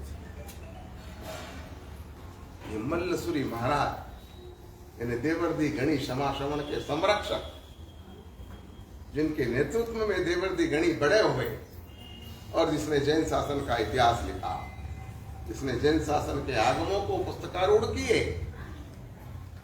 उनके पालनहार थे ये मल्लसूरी महाराज। बात मैं आपसे करना चाहता था कि हमें ऐसी श्राविकाओं की आवश्यकता है, मगर ऐसी श्राविकाएं हमें कब मिल सकती है? जब उनके 3-4 बेटे हैं, एक बेटा होगा तो कुछ काम बनने वाला नहीं है। 3-4 बेटे हों तो एक बेटा जैन शासन को भी समर्पित किया जा सकता है, एक बेटा राष्ट्र के नाम से आगे बढ़ सकता है, एक बेटा सामाजिक कार्यों में लग सकता है और एक बेटा राम के काम आ सकता है। एक बात निश्चित है कि सेना में भर्ती के लिए वांस निकलती है। अब तुम्हारे तो एक ही बेटा है, तो उन सेना में भर्ती होता कौन है?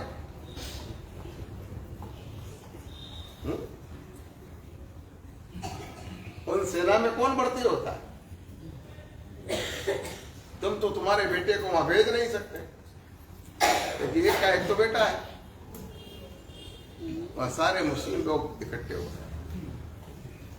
अब सेना में मुस्लिमों की भर्ती बढ़ती जा रही है। वो दिन दूर नहीं है कि अगर हम नहीं समझे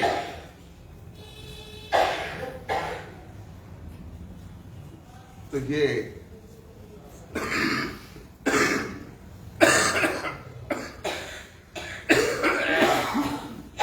सेना में घुसे हुए लोग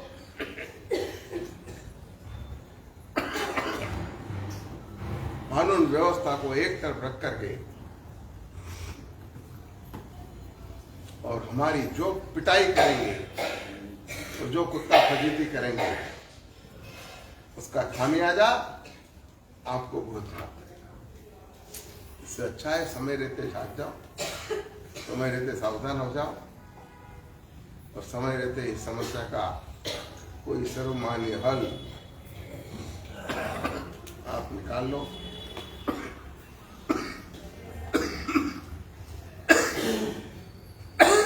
आज के प्रवचन का सार सिर्फ इतना है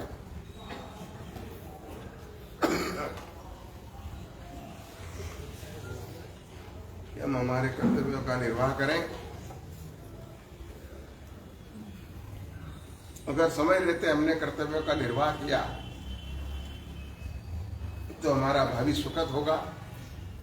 अगर कर्तव्यों का निर्वाह नहीं हुआ तो भयंकर भावी के लिए हमें तैयार होना चाहिए। हम आप लोगों को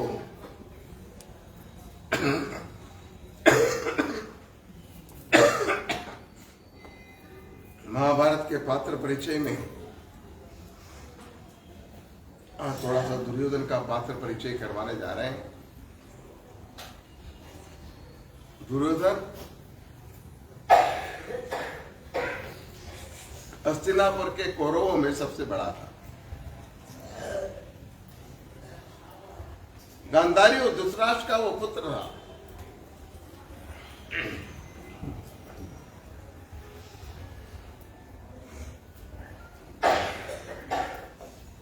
उसके छोटे 100 भाई।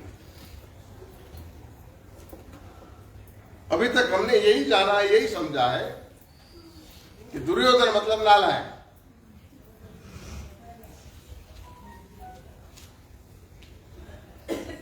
लेकिन उसमें 2 तत्व काम किए। बेशक दुर्योधन नालायक था, अहंकारी था, घमंडी था,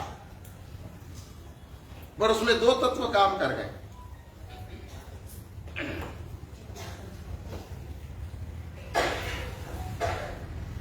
एक तो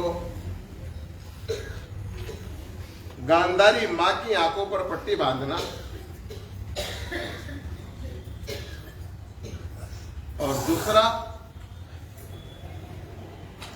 बड़े बुजुर्गों के द्वारा बचपन से उसे तिरस्कारित करना। वो छोटा था तब से परिवार के बड़े बूढ़े लोग उसके पीछे पड़ गए। ये तो मूर्ख है, ये कुरुकुल नाशक है, इसको मार दिया जाना चाहिए, अन्यथा कुरुकुल की कीर्ति को ये कलंक लगाएगा, इत्यादि बातें उसके बाल मानस पर शैतान बनने के लिए उसे मजबूर कर शक्ति है। कोई बचपन से शैतान नहीं होता, कोई बचपन से संत नहीं होता। परिस्थिति के अनुसार वो शैतान और संत बनता है। दुर्योधन के साथ यही हुआ। तीसरा एक परिबल और काम कर गया, भीम की शक्ति का अजीर्ण। जब ये 105 कौरववंशी बालक छोटे छोटे थे, ये जब खेलते तो भीम इन सब में शक्तिशाली था। ये कौरव जब किसी झाड़ पर चढ़े हुए होते तो भीम उस झाड़ को हचमचा देता, तो ये कौरव फल की तरह टपाटप टपाटप टपाटप नीचे गिर जाते। हालांकि ये बाल रमत थी भीम की, इनको परेशान करने का कोई उद्देश्य नहीं था। मगर जब वो लोग जाकर के अपने बड़े भाई दुर्योधन से शिकायत करते कि भैया आज भीम ने हमको इस तरह से गिराया, पछाड़ा, तब यहां पर दुर्योधन भीम के सामने पहुंच जाता। अरे भीम, तू मेरे छोटे छोटे भाइयों को क्या परेशान करता? अगर लड़ना है तो मेरे साथ लड़, फिर बताता हूं लड़ना क्या होता है। भीम कहता कि दुर्योधन, तू मुझसे बड़ा भाई, मैं बड़े भाई से लड़ना नहीं चाहता, मैं तो केवल बस मामूली मनोरंजन कर रहा था। तो तेरे मनोरंजन के कारण मेरे भाइयों को लगती, उसका क्या? आज फैसला कर ले, आजा तू मेरे साथ। देखो भैया, मैं आपसे लड़ना नहीं चाहता, लेकिन मैं लड़ना चाहता हूं ना। और भीम और वो आपस में लड़ पड़ते। भीम शक्तिशाली था, तो दुर्योधन को उठा उठा के पछाड़ के और गिरा देता। युधिष्ठिर आकर के उनके झगड़ों को सुलझाता, उनको दोनों को दूर दूर कर देता। पर अर्जुन, नकुल, सहदेव, ये सब कोई भीम की धूल साफ करता, कोई हाथ पैर दबा देता, कोई उसके माथे को दबाता, और भीम दूर खड़ा खड़ा देखता। दुर्योधन खड़ा खड़ा देखता कि देखा, लगी मेरे को और पपोला जा रहा है उसको। ये 5 अलग हैं और हम 100, हम 100 अलग हैं और ये 5। वहां पर ये बीज दुर्योधन के बचपन में वो आ गया।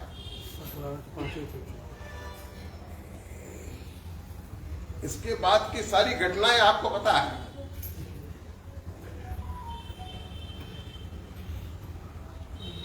दुर्योधन ने एक बार कहा था,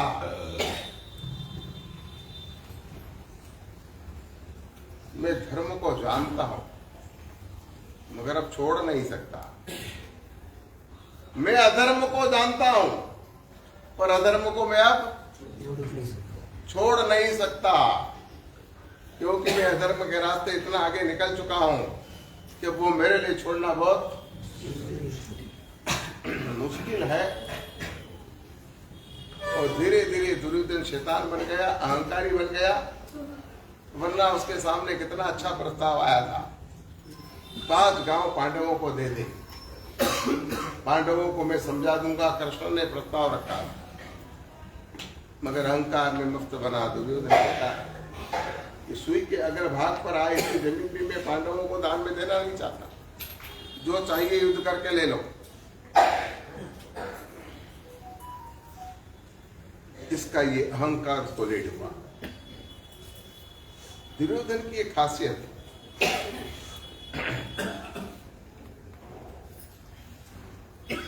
वो तत्काल निर्णय करता, उसके पास तात्कालिक निर्णय शक्ति थी।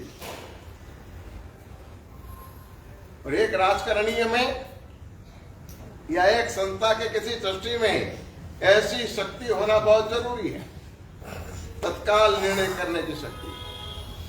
क्योंकि निर्णय करने में अगर देरी हो जाए तो मामला बिगड़ सकता है। दुर्योधन में ये खासियत थी।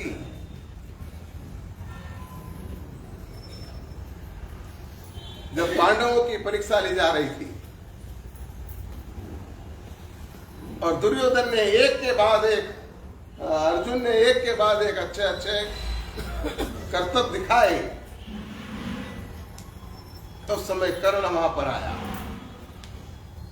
पैर पछाड़ते उसने कहा कि इस अर्जुन ने जो दिखाया है उससे अच्छा मैं दिखा सकता हूं।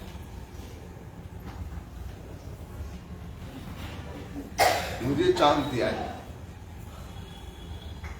उस समय कृपाचार्य ने कहा, भैया कर्ण, पहले तू तेरी जात बता, तू किसका बेटा है?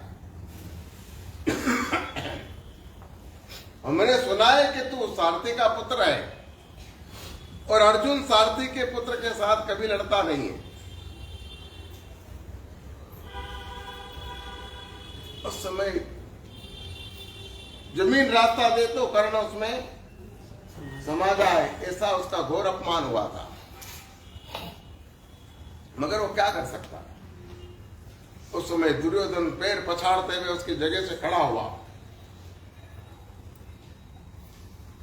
उसने तत्काल ये समझ लिया कि आज अगर इस व्यक्ति का साथ दे दिया तो ये व्यक्ति जिंदगी भर मेरा साथ देगा, और ये अगर मेरे पक्ष में रहा तो पांडवों पर विजय प्राप्त करना मेरे लिए बहुत सरल हो जाएगी।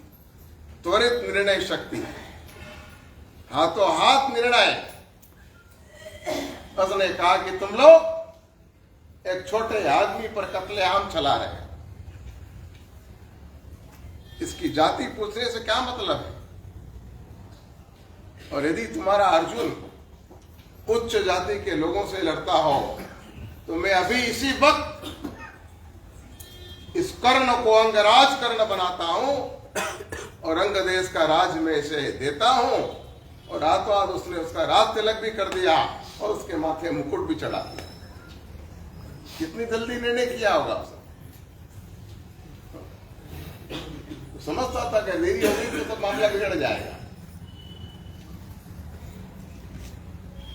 अंगराज कर्ण के तो आनंद का पार नहीं रहा। अंगराज ने दुर्योधन से कहा, दुर्योधन, सब लोगों ने मुझे तिरस्कारित किया, एक तू ही ऐसा है कि मेरी शक्ति का तूने सम्मान किया। आज मैं तुमने अंगराज करना बनाया, मैं तेरे इस उपकार को कैसे चुकाऊंगा? तब यहां पर दुर्योधन ने कहा, आजीवन मैत्री का कौल देकर जिंदगी पर्यंत तेरी मेरी मैत्री अमर रहे, ऐसा वचन दे। और कर्ण ने वहां पर ये वचन दे दिया, प्राण चले जाएंगे मगर मैं तेरा साथ छोड़ने वाला नहीं हूं। ऐसी त्वरित निर्णय शक्ति का स्वामी था ये दुर्योधन। कर्ण की बात आएगी तब फिर हम आगे कर्ण की बात करेंगे। अभी हमारा प्रसंग दुर्योधन पड़ता था, इसलिए हमने इस बात को यहां पर बंद कर दिया। ये दुर्योधन ऐसा अहंकारी था कि मरकर भी इसने अपने अहंकार को जिंदा रखा। क्या कहा मेरे?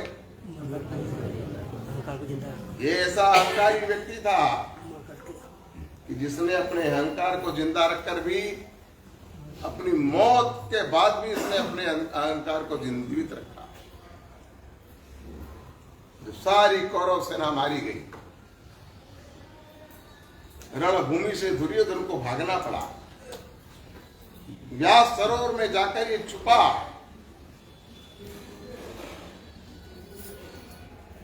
उस समय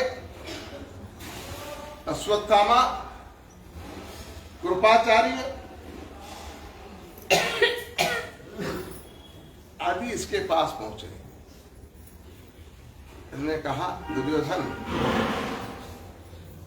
हम अभी तेरे साथ जिंदे हैं, तू जरा भी चिंता मत कर, हम तेरी बात का बदला लेंगे।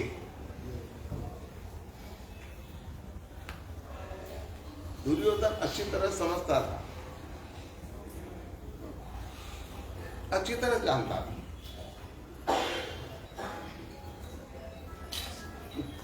पूरा युद्ध में हार चुके हैं, अभी 3 लोग मिलके क्या कर लेंगे। लेकिन मरते मरते भी सैन्य बिना का सेनापति अश्वत्थामा को बनाया और कहा कि मैं जब तक जिंदा रहूंगा, जब तक तुम उन पांडवों के 5 माथे ला करके मेरे चरणों में नहीं डालोगे।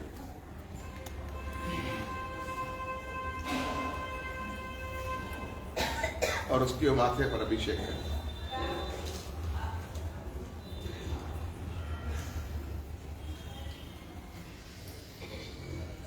ये अश्वत्थामा और ये लोग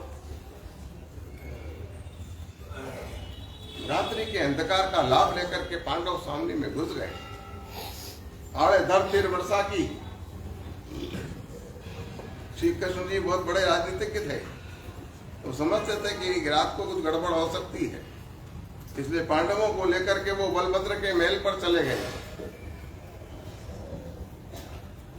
द्रौपदी के 5 पुत्र पांचाल पलंग पर शिविर में सोए हुए थे, उनको पांडव मानकर अश्वत्थामा ने उनकी हत्याएं की और वो लेकर के और व्यास सरोवर पर पहुंचे। दुर्योधन, तेरी इच्छा पूरी कर ले, हम तेरे लिए 5 पांडव के 5 माथे ले आए। दुर्योधन ने उनको देखा और चीख पड़ा, तुमने ये क्या कर दिया? ये पांडव नहीं, ये तो पांचाल हैं। द्रौपदी के 5 पतियों से उत्पन्न 5 पुत्र हैं, पांडव के माथे नहीं है। तुमने मेरी मौत बिगाड़ दी। और तड़प तड़प करके दुर्योधन वहां पर मारा। दुर्योधन महाभारत का खलनायक।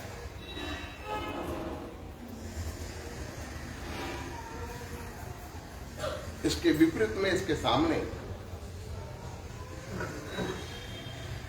पांडवों में सबसे ज्येष्ठ ऐसे युधिष्ठिर थे जो धर्मात्मा के नाम से पहचाने जाते, जो हमेशा धर्म में मानते थे, जो कभी भी अधर्म के रास्ते पर नहीं चलते।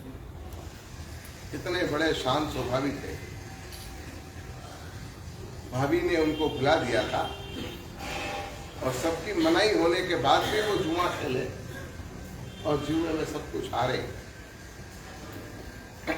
जब वो वनवास गए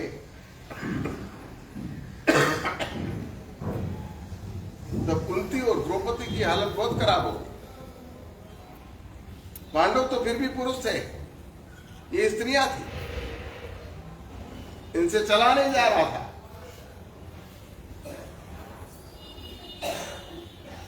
और वहां पर माता कुंती ने युधिष्ठिर को पालंब देते हुए कहा, युधिष्ठिर, तूने आज हम सबको दुख में डाल दिया। कहां तेरी मति मारी गई? तुझे तेरे भाई की नहीं पड़ी थी, कोई बात नहीं, मगर मेरी तो चिंता करता कि तेरी मां का क्या होगा। और ये 5 पतियों की पत्नी एक भिखारण की तरह जंगल में भटक रही है। क्या रक्षा की तुम लोगों ने इसकी? एक पशु भी अपनी माता का रक्षण करता है, तो वो भी नहीं कर सके। तब यहां पर द्रौपदी भी एकदम क्रोध में आकर, आवेश में आकर युधिष्ठिर को भला बुरा कहने लगी। इसके अलावा तो तुम माता कुंती के पेड़ से पत्थर पके होते तो अच्छा था। पूरे परिवार को तुमने दुखदायी स्थिति में लाके डाल दिया।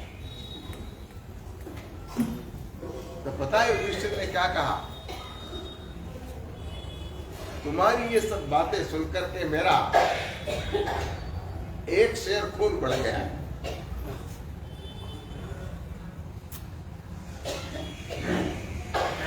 एक बार 12 साल का वनवास पूरा होने दो, फिर मेरा झपाटा देखना, हर चीज का बदला लिया जाएगा। द्रौपदी कहती है कि प्रतिज्ञा तुमने ली है, भीम ने अर्जुन ने थोड़ी ली है, इनको तो अनुमति दो, ये आज ही उनसे उन पापियों से बदला ले लेंगे। युधिष्ठिर ने कहा कि नहीं, अगर तुम मुझे अपना बड़ा भाई समझते हो तो मेरी बात मान करके और 12 साल का वनवास व्यतीत करो। मगर क्यों? इसके जवाब में युधिष्ठिर ने जो जवाब दिया बहुत समझ नहीं जैसा, क्योंकि धर्म तो मेरा स्वभाव है। क्या कहा उसने?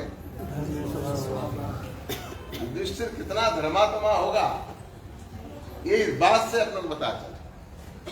धर्म तो मेरा स्वभाव है। और पूरे परिवार को इन्होंने इस प्रकार से शांत किया। जब इनको झूठ बोलने के लिए कहा गया कि तुम केवल इतना कहो कि अश्वत्थामा मर चुका है, तब यहाँ पर युधिष्ठिर झूठ बोलने को भी तैयार नहीं थे। उनको जबरदस्ती झूठ बोलाया कि बोलो। जब पूरी सभा में, पूरी युद्ध भूमि में बात फैला दी गई कि अश्वत्थामा मारा गया, तो अश्वत्थामा एक हाथी का नाम भी था और गुरु द्रोणाचार्य के पुत्र का नाम भी था। तो गुरु द्रोणाचार्य अपने पुत्र के मृत्यु के समाचार सुनकर के एकदम पागल से हो गए और उन्होंने सोचा कि हाथी मरा या इंसान, कौन बताएगा? तो बोले युधिष्ठिर कभी झूठ नहीं बोलते। युधिष्ठिर से पूछो, युधिष्ठिर की छवि कैसी होगी? शत्रु पक्ष में था, लेकिन फिर भी झूठ नहीं बोलता। गुरु द्रोणाचार्य ने पूछा, युधिष्ठिर अश्वत्थामा हाथी मरा कि मेरा पुत्र? तब कृष्ण ने बोची पकड़कर उससे कहा कि झूठ बोल, अश्वत्थामा नाम का तेरा लड़का मरा। युधिष्ठिर का दिल नहीं चला और उन्होंने सत्य न बोलते हुए अर्ध सत्य बोला, नरो वा कुंजरो वा, अश्वत्थामा तो मरा है, मगर वो हाथी मरा है कि तुम्हारा बेटा मरा, ये मुझे कहते हैं। युधिष्ठिर का रथ जमीन से ऊपर चलता था, जमीन से वो नरवा कुंजरवा बोलने पर रथ जमीन पर टिक गया। तो ऐसे ये महाभारत के जाज्वल्यमयी पात्र थे, जिनके जीवन में सदाचार और सद्गुणों की श्वास थी। हमें भी इनसे सीखना चाहिए, ये बात सुनकर के, और हमें भी अपने जीवन में बातों को लेना चाहिए। कल एक बढ़िया प्रवचन